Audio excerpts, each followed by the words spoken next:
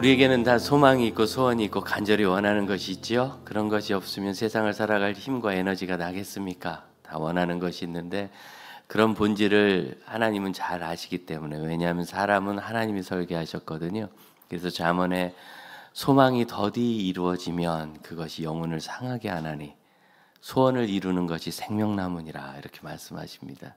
소망이 더디 이루면 누구나 그 삶과 존재가 상처받습니다. 그래서 소원을 이루면 살아나는 것 같아요. 간절히 원하던 것이 되면 막 살아나는 것 같아요. 사실 그게 된다고 해서 뭐 정말 다 해결이 되는 것 같지는 않거든요. 그래서 한동안 집값이 많이 오를 때는 그래도 이렇게 분양을 받는 게 뭐 무슨 로또 이런 말이 있을 만큼 이익이 된다, 비용이 덜 든다, 그래서 그걸 받기 원하는데 뭐 몇백 대 일, 뭐 몇천 대 일까지 이야기를 들을 때는 뭐 그런 경쟁도 있나 싶습니다. 거기 되면은 그렇게 좋대요. 좋고, 야, 이거 그대로 뭐 분양권 파는 것도 있다면서요. 그럼 돈이 또 바로 얼마래더라, 뭐 이러면서 또 그렇게 좋고, 그럼 살아나는 것 같지 뭐 살 것 같고. 근데 정말 그래서 살지, 그래서 그냥 좀 좋다 말지는 모르죠. 그럼에도 불구하고 우리는 연약해서 내가 간절히 원하는 것이 있으면 그것이 되면 그렇게 좋고, 안 되면 많이 어렵습니다. 그런데 너무 놀라운 것은 잠언에 있는 것처럼 우리 하나님도 우리가 그런 존재라는 걸 아세요. 소망이 더디 이루어지면 간절히 원하고 기도하고 애쓰는데 그 일이 성취되지 않고 자꾸 지연되면 누구나 그 삶이, 존재가 상처받는다는 것 하나님이 아십니다. 당연한 겁니다. 그럼 이제 이쯤에서 질문이 생기지 않겠습니까? 아시면 빨리 해주시든지, 나만 잊으셨나, 아니면 내 소원이 틀린 건가, 그렇게 생각할지 모르지만 모든 것은 하나님의 때가 있다고 또한 잠언은 우리에게 말씀하십니다. 하나님의 때라는 이 이야기를 하나님 마음대로로 오해하시는 분이 많은 것 같아요. 그것이 아니라 하나님께서 가장 적절하고 안전하게 보시는 때가 있다. 우리가 그 일을 받을 수 있고 누릴 수 있고 그 일을 우리에게 허락하셨을 때 가장 좋은 열매를 맺는 그런 때가 있고, 그 일이 이루어지기까지 성장하고 성숙해야 될 때가 있는 거죠. 그래서 제가 바보지 않습니까? 우리 어르신 장로님들이, 목사님 다 세우면 제목합니다. 단수집사 되고 권사 되고 장로 되면 다 제목합니다. 그러니까 세우시죠. 그래서 그 말만 믿고 세웠더니 딱 서고 나면 마음이 싹 닿게. 그래서 올해는 세우기 전에 서약서를 다 받았어요. 11개 항목으로. 독학한 게 아니라 다른 교회에서 배워왔어요. 남들도 다 그렇게 한대요. 남들도 다 그렇게 한대요. 그랬더니 확실히 좀 나은 것 같아요. 오늘 다 일부 예배 왔다가 군소리 없이 일부 예배 드리고 일찍들 다 탐방하러 갔어요. 일사불란하게. 그리고 나서 이제 조금 있다가 교육과정이 다 끝나면 7월에 끝나거든요. 아직 훈련 중에 있습니다. 그럼 이제 다 배웠으니까 이제 끝이다, 그럴라나 그것도 또 모르겠어요. 우리 마음에는 해주시면 잘할 것 같지만 하나님은 사람이 너무나 연약한 것을 아십니다.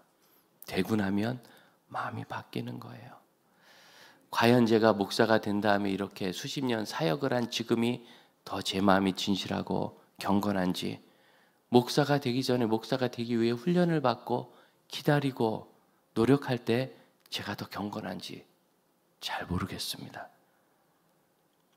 그런데 제가 제자 훈련을 이렇게 시켜보면 저도 같이 훈련할 때는 숙제니까 저도 큐티 열심히 하다가 그만두면 안 할 때는 일주일 내내 안 할 때도 있어요. 솔직히 말씀드리면 너무 정신없이 바쁠 때 잠깐 성경 떠들어보고 말고 그러는 거죠. 과연 하나님이 그 일을 우리에게 이루시면 우리가 더 복되고 잘된 것은 맞습니까? 어쩌면 그 일이 이루어지지 않는 지금이 내 삶에, 내 경건에 더 복인 것은 아닙니까? 아무려면 하나님이 어려워서 그 일을 안 해주실까요? 오늘 이 성경 읽은 말씀을 다시 찬찬히 살펴보고 그 의미를 생각해 보면 하나님이 하시는 일이 너무 놀라운 것을 결국 하나님 모든 것을 우리에게 은혜로 주심을 아는데 31절 보면 보병이 명을 받은 대로 밤에 바울을 데리고 안디바들이 이르렀다. 여기 약 50여 킬로 되는 그런 곳입니다. 길게는 60km도 봅니다. 예루살렘에서 북서쪽 지중해 연안에 있는 가이사랴 항구 도시까지는 아무리 군대가 신속하게 이동을 해도 하루에 갈 수가 없으니까 중간에 군대에 주둔지 성읍을 만들었습니다. 로마 이름으로 돼 있죠. 로마가 만든 겁니다. 안디바들이. 그래서 거기까지 가서 하루 중간 쉬었다가 다시 하루를 가서 이틀 가는 길이 가이사랴입니다. 말을 타고 가면 하루에도 갈 수 있지만 말에게 큰 해가 될 겁니다. 말도 이게 동물이라서 기계처럼 자동차처럼 엔진 관리하면 계속 가는 건 아니거든요. 어느 정도 가면 쉬어줘야 합니다. 그래서 결국은 중간에 수경지가 필요한데 안디바들입니다. 거기까지 보병이 밤에 50km 정도를 갔다는 거예요. 굉장히 열심히 가죠. 신속한 이동입니다. 옛날에 산길 따라 들길 따라 하루 종일 걸어가는 길이가 20에서 30km입니다.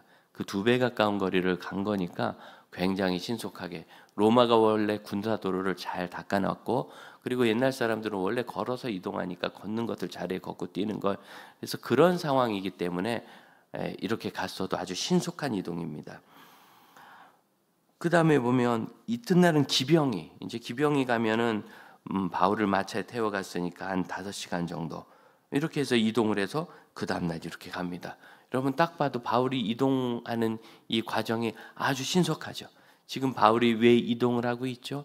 유대인의 무리가 바울을 죽이기까지는 먹지도 마시지도 않겠다고 결정을 했기 때문입니다.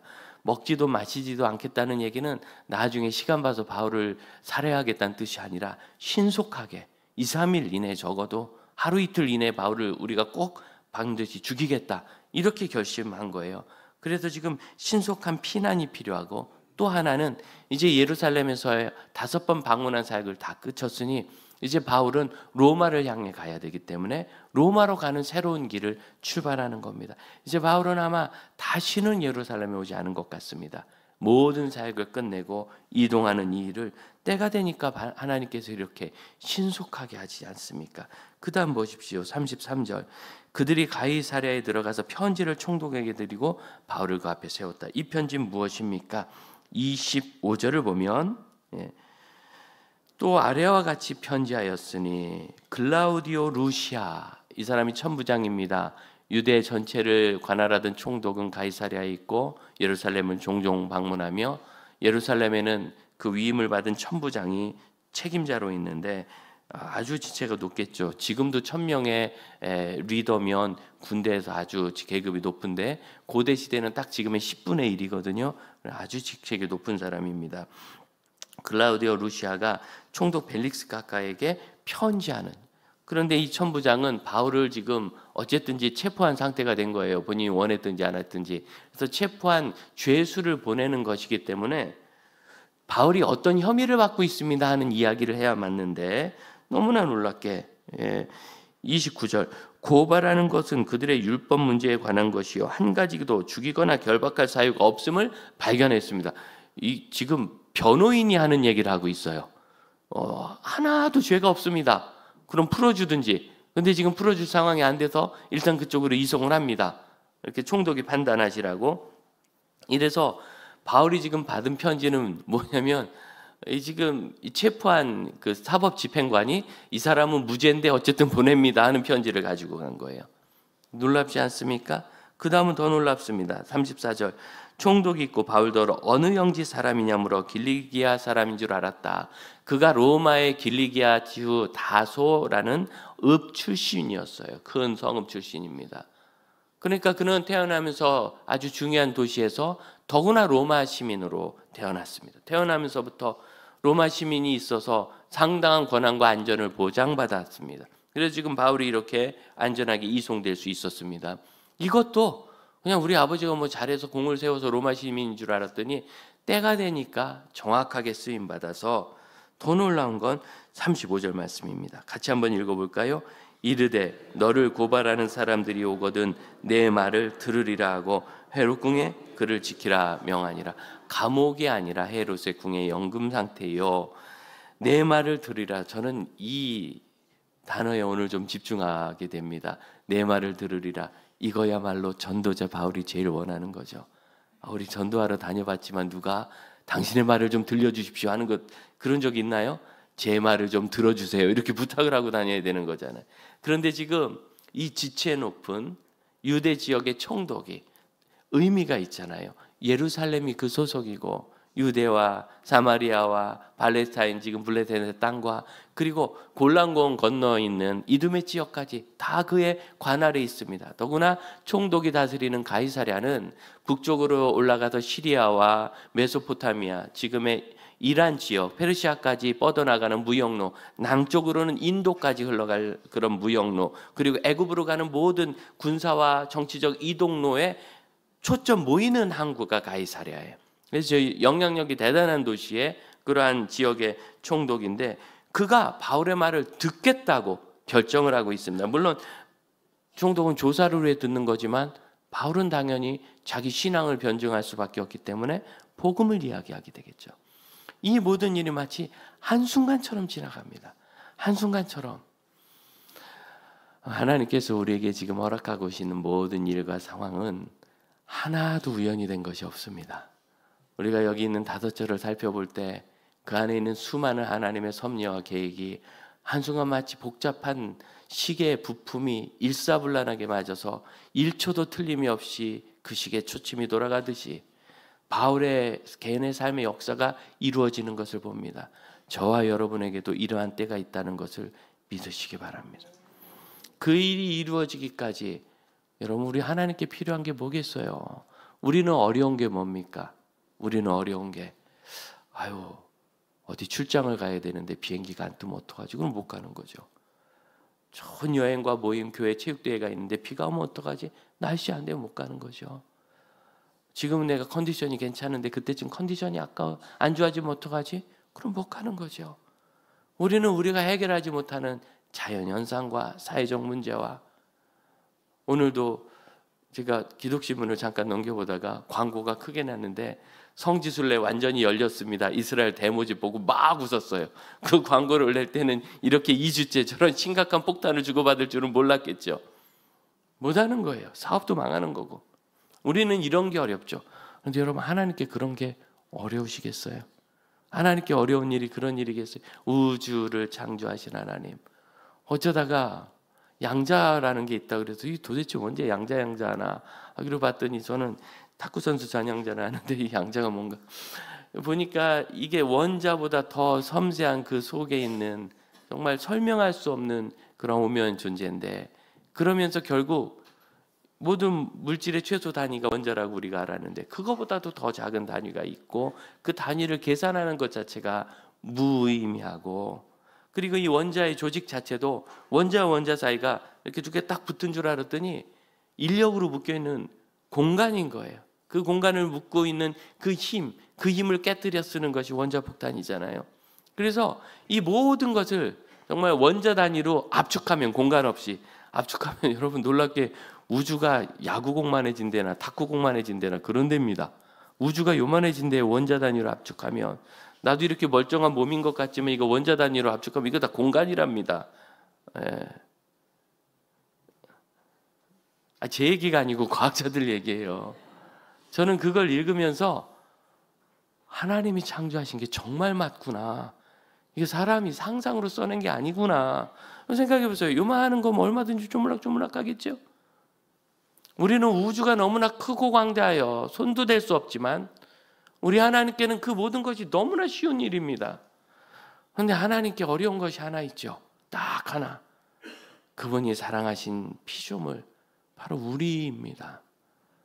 들에 있는 동물이나 자라는 풀나무도 그렇지 않은데 사람이라는 하나님의 성품을 이어받은 이 특별한 존재는 얼마나 버르장머리 같고 전문용어로 싸가지가 없는지 지멋대로 자기 주관대로 자기 고집대로 자기가 제일인 줄 알고 어리석고 미숙하기 그지 없는데 너무나 놀라운 것은 그걸 하나님 앞에 그냥 들이대고 왜 내 마음대로 안 해주시느냐고.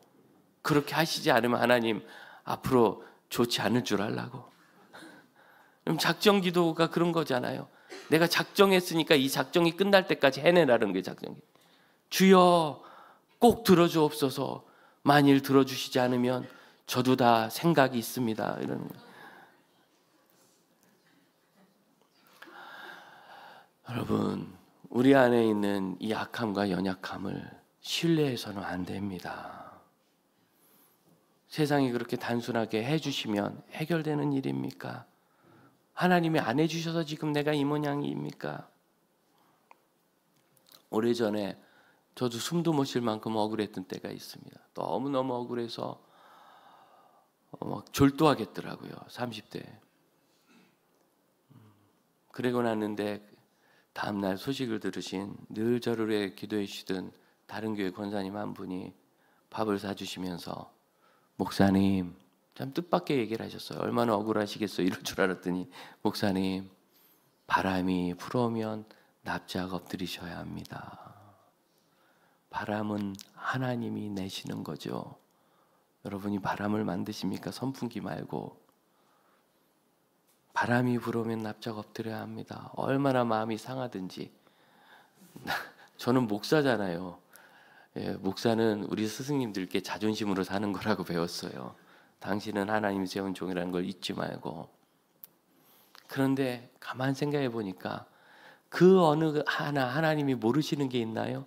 다 아시는 거예요. 그 어느 하나 하나님이 무능하신 지점이 있나요? 완전하신 분이세요. 근데 하나님이 저에게 부르라고 허락하신 바람 아니겠어요? 그럼 내가 맞아야지. 하나님이 엎드리라 하시면 엎드리는 거고 견디라 하시면 견뎌야 되는 거죠. 그게 유익인 것, 그것을 아는 것이 믿음 아닙니까? 그분은 그렇게 참 먼 데 없는 모습으로 하셨는데 성경에는 이런 표현이 있습니다. 하가라, 가서 내 여주인의 손에 복종하라. 여주인이 지금 이 하가를 학대하는데 학대하는 그 여자한테 학대하지 말라고 하셔야 되는데 나한테 와서 복종하라고 하시는 거예요. 왜? 하갈이 성격이 한성격해요. 종인데 여주인을 자기가 임신했다고 무시하는 성격이에요. 여러분 이 성격대로 살면 어떻게 되는지 아시죠? 그 결과를 아시잖아요. 사춘기 아들 데리고 쫓겨났잖아요. 광야로 떡 한 덩이 지고. 사춘기 아들 데리고 광야로 쫓겨난 거예요. 그 일 누가 했어요? 그 엄마 하갈이. 그 아들이 승질머리 못 고쳐서. 그때 가서 수하에 복종하는 걸 잘 배웠으면 그 가정에 그런 일이 없었겠고, 물론 아브라함의 후손이니 하나님이 특별히 보호하셔서 그도 큰 민족을 이스마엘에게 하셨지만 지금 아랍인들이 유대인들을 공격하며 우리는 이스마엘의 후손이다 하지 않습니까? 이런 슬픈 역사가 생기지 않았겠지요. 그들이 이슬람인들이 그리는 계보도가 있어요. 예, 이삭으로부터 이쪽 그리고 이스마엘로부터 이쪽 그려 해서 자기들이라고 그렇게 적어요. 여러분, 하나님께서 지금 내 사정 몰라서 버려두신 거 아닙니다. 아십니다. 이게 필요해서 두신 겁니다. 그럼 여기서 내가 배워야 되고 익혀야 되고 성장해야 됩니다. 그 일이 한 살이라도 젊을 때 하시길 축복합니다. 나는 벌써 늙었는데 아니고 내 인생에 오늘이 제일 젊어요. 내일은 오늘보다 하루 늙어요. 자, 내 인생에 오늘이 제일 젊어요. 내 인생에 오늘이 제일 젊고 오늘이 제일 건강해요. 이거보다 더 건강해지는 날은 없어요. 뭐 잠깐은 그럴지 몰라도 길게 보면 나이 들면서 쇠약해지게 됩니다. 오늘이 제일 젊고 오늘이 제일 건강하니까 오늘 하시기를 바랍니다. 낮아져야 돼요. 그래서 저는 그때 제 삶에 가장 중요한 문제를 해결받은 것 같아요. 그분 말씀이 옳더라고요. 성경을 봐도 옳더라고요. 그래서 그걸 받아들이고 그러고 나니까 마음에 기쁨이 충만하기 시작했어요. 상황은 여전히 고통스럽고 속상하고 보기 싫지만 해결이 쭉 되는 거예요. 얼마나 좋은지. 어느 교회 참 중요한 성도였는데 또 부모님도 그 교회를 잘 섬기고 계시고 그분이 이런저런 어려운 가운데 교회를 안 나오셔서 좀 설득해달라고 만나서 얘기가 잘 됐어요. 밥도 같이 잘 먹고 분위기가 너무 좋으니까 그러지 말고 이번 주에 가라고 강권했더니 아니 제가 앞으로는 갈 건데 이번 주는 못 간다 그러더라. 아니 그러지 말고 이렇게 기회가 좋을 때 가라고. 예. 핑계 대기도 좋지 않느냐. 나 안 갈라는데 이상한 목사가 시켜서 할 수 없이 순종하면서 왔다 이렇게 좋지 않냐 그랬더니 갔더니 보더니 이번 주에 김모 집사 오나요? 난 그 사람 보기 싫어 못 가요 그러더라. 되게 싸웠나 봐요. 그 사람 보기 싫어 못 간다. 여러분 싸우시는 이유는 아시죠? 교회 안에서 싸우는 이유는 다 진실로 예수를 사랑해서 싸우는 거예요. 내가 진실이니까 이걸 포기 못 해가지고. 아이고, 그걸 넘어서는 것이 내가 지금 성장해야 되는 부분 아니겠습니까? 그걸 넘어서는 것이 내가 지금 변해야 되는 지점 아니겠어요? 하나님 지금 기대하는 게 그거잖아요, 그거. 여러분 마치 성령님께 이렇게 말씀하시는 분들 같아요. 세상을 향해 외치되 내 승질은 성령님도 못 고치신다. 난 이대로 살다 죽을 거니까 손대지 말거라. 말도 하지 말고 기대도 하지 말거라 이러는 분들 같아요. 그래서 여러분 인생이 고모냥에서 평생 바뀌지 않는 거예요. 감사하게 저는 일찍 그걸 배워서 아니 하나님이 그 바람 맞으라시니까 너무 좋더라고요. 하나님이 주신 거잖아요. 그럼 하나님이 지금 여기 쥐약이라도 주시면서 사랑하는 권사야 내가 주는 거니까 먹으라 그러면 이거 마실 분 많아요. 쥐약은 맛있는데 왜 바람은 못 맞습니까? 엎드려 겸손하게 하나님의 때를 기다리면 여러분 하나님이 때를 놓쳐서 못 주시는 게 아니라 지금 내가 준비돼야 될 게 있는 거예요. 하나님의 나라를 위하여. 내가 성장하지 않으면 일단 내 인생이 괴롭고 그 다음에 우리 가족이 괴로워요. 여러분 가정 안에 좋은 가족 같지만 그 남편이 문제고 아내가 문제고 부모님이 문제고 자녀 문제 같지만 문제의 근원은 나잖아요. 나. 모든 세상의 관계는 나와 하나님, 나와 그예요. 그의 문제가 아니라 나의 문제예요. 나의 문제. 아니요 목사님 그 사람 너무너무 심해요. 보세요. 두 사람이 어둠에 있습니다. 혼란스럽겠죠. 두 사람 다 비칩니다. 아무 문제 없겠죠. 그런데 한 사람이라도 비치면 나머지 10명의 어둠이라도 문제 없습니다. 한 사람이 나머지 인도할 거 아니에요. 그가 비치니까. 그러니까 내가 어두운 게 문제지 그가 어두운 게 우리 혼란의 문제는 아니에요.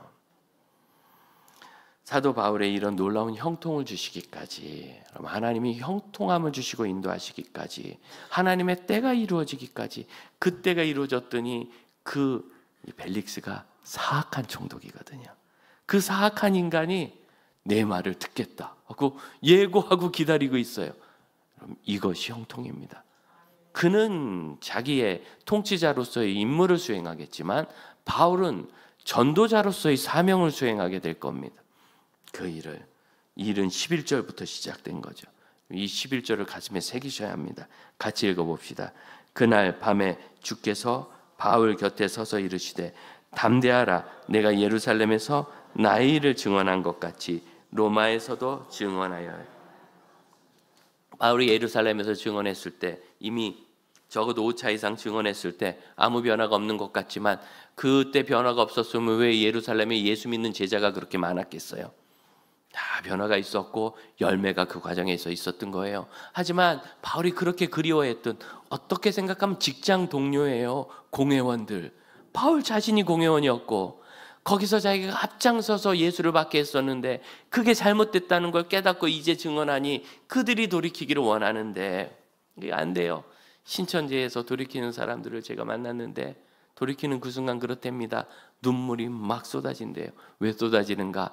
자기가 속은 인생이 아까워서 아니요 속아가지고 자기 친인척을 데리고 들어간 게 죄송해서 내가 그때 속아 있을 때 이전 교회 집사님 권사님 내가 유혹해서 그리 끌고 들어간 거라 난 그게 맞는 줄 알았거든요.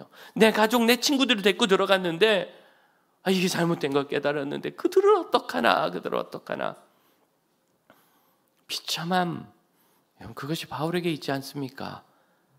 그 괴수가 바울이었으니까 죄를 앞장섰던 사람이니까. 그런데 끝까지 공회원 중에 다수가 아마 바울의 말에 귀를 기울여 두지 않은 것 같아요. 그러나 상당수는 돌아오기도 한 것 같습니다. 그래서 바울이 낙심했을지 모르는데 바울 곁에 서서 내가 예루살렘에서 나의 말을 증언한 것 같이 잘하였도다 하는 말씀은 없지만 여기서 한 것처럼이라는 것은 잘했다는 뜻이죠. 내가 여기서 한 것처럼 잘했다. 이제는 로마에서도 하자. 주께서 그 말씀을 하시자마자 다음날 음모가 들통나고 다음날 밤 9시에 이동을 시작해서 그 다음날 그리고 그 다음날 바로 주께서 말씀하시고 다음날 밤에 이동 시작해서 그 다음날 안디바드리까지 갔고 나머진 기병에 의해서 아마 그 당일날 들어갔을 거예요. 가이사랴까지 짠 끝났습니다. 로마로서의 출발이 시작됐고 이제 가이사랴를 위한 하나님의 섭리가 있겠죠. 거기 전도자 빌립이 있으며 당연히 큰 교회 공동체가 있고 바울은 거기서 2년이나 있으면서 아주 유력한 사람들과 교제하며 복음을 전할 수 있었습니다. 그 대상자 당장 벨리스 총도 그 후임자 베스도 그 다음에 아기 예수님을 죽이려 했던 헤롯 대왕의 송자 헤롯 이런 그들만 있었겠어요? 수많은 사람들 아마 성경에 다 기록되지 못한 사람들. 그럼 하나님의 역사는 분명히 이루어지는 것을 믿으시기 바랍니다. 분명한 거예요. 분명한 거. 그리고 나면 하나님과의 모든 관계가 참 평안할 수밖에 없어요. 그럼 더디다고 생각하지 마십시오. 하나님을 신뢰하신다면 하나님이 하시는 모든 것을 신뢰하고 그리고 그것에 맞춰 내가 바뀌고 변해야 합니다. 이것만은 내 자존심인데 여러분 예수 믿는 사람이잖아요. 예수 믿는 게 뭐예요? 내 인생 잘 가꾸면서 예수님 십자가 하나 여기다 장식으로 다는 겁니까? 집에다 예수님 얼굴 그림 하나 붙이는 거 그게 예수 믿는 겁니까? 예수께서 그 목숨을 바쳐 나를 구원하신 것을 믿어서 나도 내 모든 것을 바쳐 주를 신뢰하는 거잖아요. 그래서 천국은 마치 값진 진주를 구하는 어떤 장사꾼 같은데 천하를 다니다가 진주를 보매 내 모든 소유를 팔아 그 진주를 소유했어요. 내 모든 것을 파는 거예요. 다 팔아야지 내 자존심만 빼고 내 돈만 빼고 내 계획과 비전만 빼고 꿈만 빼고 이게 안 되는 거예요. 어떤 사람은 우연히 남의 밭을 갈다가 그 안에 있는 천국이란 보물을 발견하자 돌아가서 자기 모든 소유를 팔아 그 밭을 사서 그 소유 다 팔아야 돼요. 주를 섬길 때 모든 것을 들여 주를 섬기기로 하는 우리. 그런데 여러분 너무나 놀라운 건 이겁니다. 모든 것을 주께 드렸더니 주님이 싹 걷어가신 게 아니에요. 나에게 맡기시고 복을 주세요. 일이 잘 되는 거예요. 왜? 이전에는 내가 가졌으니까 제가 관리하지만 이후로는 주님께 드렸으니 주님이 매니지 하시잖아요. 당연히 잘 되죠. 당연히 잘 되는 거예요. 그래서 그 잘됨을 통하여 하나님이 신뢰할 만한 사람. 여러분 하나님께서 여러분에게 돈 좀 많이 주시기 바랍니다. 그런데 그러려면 돈을 많이 줘도 내가 문제가 생기지 않고 시험에 빠지지 않고 나를 위해 욕심껏 쓰지 않고 주를 위해 쓸 줄 아는 사람이 되는 것. 그 나눌 줄 알고 드릴 줄 알고 겸손할 줄 알아야 하나님이 안심하고 맡길 거 아니에요. 그러지 않은 상태에 주어진 돈이 나에게 재앙이 되지 않겠습니까? 우리 하나님께서 여러분에게 높은 지위를 주시기를 바랍니다. 그러나 그 지위가 잘난 척하고 아랫사람 깔보고 높네하고 어깨에 힘 잔뜩 들어가서 재앙처럼 산다면 하나님이 그 지위를 안 주셔야죠. 나를 사랑하시면. 아니 우리 청소년들에겐 제가 그렇게 축복한다니까요. 주일 예배 빼먹고 학원 가거들라 꼭 F 맞기를 바란다. 그래야 이게 내게 덕이 아닌구나 하는 걸 알지. 주일 예배 빼먹고 학원 가서 특강 들어가지고 세 문제 더 맞췄다. 이게 마음에 남으면 그 아이에게 그 세 문제 더 맞춘 것이 복이 되겠습니까? 우리는 하나님의 관점과 하나님의 계획을 분명히 알아야 합니다. 실현되지 않는 답답함을 느낄 때 하나님이 답답하실 일이 없으니 지금 내게 더 필요한 것은 무엇인가를 돌아보는 참된 겸손과 사랑이 있기를 축복합니다. 여러분 이런 것이 없으면 어리석은 사람이 되는 거예요. 정말 황당한 사람은 여기 있는 이 유대인들입니다. 1절에 보면 대제사장 아나니아가 어떤 장로들과 이번엔 전문적인 변호사까지 데리고 와서 더둘러라고, 그리고 와서 막 바울에 대해서 그의 죄성을 막 낱낱이 얘기하면서 8절 뭐라고 합니까? 8절 같이 읽어볼까요? 당신이 친히 그를 신문하시면 우리가 고발하는 이 모든 일을 아실 수 있나이다. 그리고 나서 9절에 보니까 유대인들도 다 맞다고 그렇게 얘기한다는 거, 조사해보면 아신다고. 자, 지금 여러분 이 상황이 어떤 거냐면 그들이 바울의 죄를 날조했거든요. 조작했어요. 조작했으니까 조사하면 조작이 들통날 거예요. 그런데 자기들이 조작해놓고 거기에 합당한 증거들만 계속 찾는 거죠. 그런 이야기만 할 거예요. 그러니까 막 그게 맞는 것 같아. 이제는 집단 최면에 걸린 사람처럼 바울이 중죄인이라, 죽일 죄인이라 오해하고 있어요. 그런데 객관적인 사람들이 객관적으로 조사해 보니까 조사할수록 바울은 죄가 없어요. 그게 사실이죠. 그런데 왜 그들은 지금 이 8절의 말이 황당하지 않습니까? 조사하지 말고 우리 말이 맞으니까 저를 처결해 주세요. 이렇게 한다면 내가 모르겠는데, 조사하면 우리 말이 사실인 거예요. 아니죠. 거짓이 드러나죠. 이제는 확증 편향에 사로잡힌 사람들이 자기들끼리 그런 이야기를 말해요. 막 이야기해가지고 그 잘못된 것이, 이걸 심리학에서 에코챔버라 하는데, 메아리의 방이라고, 자기들끼리 틀린 얘기를 계속 주고받으면 이제 그게 내 마음에 믿어져서 그것만 보인대요. 오늘 한국 사회에 많잖아요. 극좌, 극우, 야당, 여당 다 자기네만 맞대. 근데 보니까 이게 그냥 우기는 게 아니라 실제로 그렇게 확신하고 있더라고요. 보면 가관입니다. 그래서 여러분 유튜브 자꾸 추천해 주는 거 보면 큰일 납니다. 여러분 이런 거 재밌어 하는구나 하고 비슷한 거 계속 보면 그 유튜브 에코챔버가 돼가지고 메아리방이 돼서 그거 계속 보면 그게 맞는 것처럼 봐요. 왜 이런 심각한 문제가 있습니까? 여러분 이것이 사람이 겪는 기본적인 문제입니다. 바울처럼 형통한 삶을 삽시다. 여기는 이 유대인들처럼 되지도 않는 일을 잘못 알아서 어리석게 인생 낭비하지 맙시다. 걱정하지 마세요, 여러분. 때를 이룰 수 있습니다. 하나님께서 하시기 때문입니다. 우리는 하나님 앞에 버림받은 것도 잊힌 것도 아닙니다. 이 과정을 겪는 것이 반드시 필요하기 때문에 주시는 거예요. 이사야서 55장 보면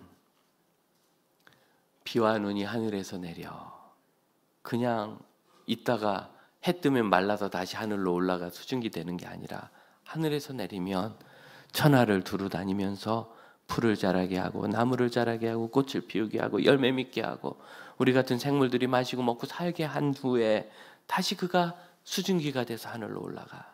왔다가 그냥 가는 것 같지만 그 과정을 통하여 모든 만물이 생명을 얻듯이 우리 하나님의 뜻도 우리에게 이루어질 때 그냥 하나님 뜻 있다 내가 순종했다 끝나는 것이 아니라 그것을 이루는 과정을 통하여 바울이 이런 선교의 열매를 거두듯이 그가 성숙한 사람이 되듯이 얼마나 성격이 괄괄한지 사도 요한은 자기들을 거절했다고 주여 우리가 하늘에서 불을 내려 저 말을 태워버릴까 그러던 사람이 요한 1서 2서 3서에 뭐라 그래요? 우리가 서로 사랑하자. 하나님은 사랑이시라. 사랑하는 사람은 하나님께로서 나서 하나님을 아는 것이라. 그 언제 그가 사랑했다고 사랑 그런데요? 이렇게 변하는 것이 제자도입니다. 우리 하나님 우리에게 기대하시는 겁니다. 우리 삶에 얼마나 억울한 일, 어려운 일 많을까요? 맞습니다. 그런데 여러분 그렇다고 해서 우리 버림받은 게 아니라 우리가 누린 거, 그 출신과 적어도 이 아름답고 자유로운 대한민국에 100년 전에 태어났으면 어쩌면 저는 종일지도 모르는데 그게 아니라 지금 태어나서 자유를 누리며 이 부를 누리고 세계적인 영향력을 흘러보내는 민족이 된 것, 이 영광스러움. 여러분 지금 나는 지금 태어나서 얼마나 다행이야 할 것이 아니라 지금의 사명을 새기는 우리가 되기를 바랍니다. 그 대적 벨릭스가 내 말을 들으리라 했을 때 저는 바울이 이걸 하나님의 음성으로 들었을 것 같아요. 얼마나 감격할지. 야, 때가 되니까 저렇게 지체 높으신 분이 나에게 와서 오히려 내 말을 듣겠다고 그러는구나. 열리는 일 아닙니까? 형통의 길이 여러분의 있기를 축복합니다. 그때까지 있기까지 다 지내세요. 다 지내세요. 그렇게 억울한 일을 당하고 나서 2달 뒤에는 성탄 행사를 크게 해야 되는데 제가 그때 그 일을 진짜 잘했어요. 왜냐하면 하나님이 이 과정 중에 있게 하신 걸 아니까 억울한 게 전혀 억울하지 않더라고요. 열심히 해가지고 얼마나 잘했는지.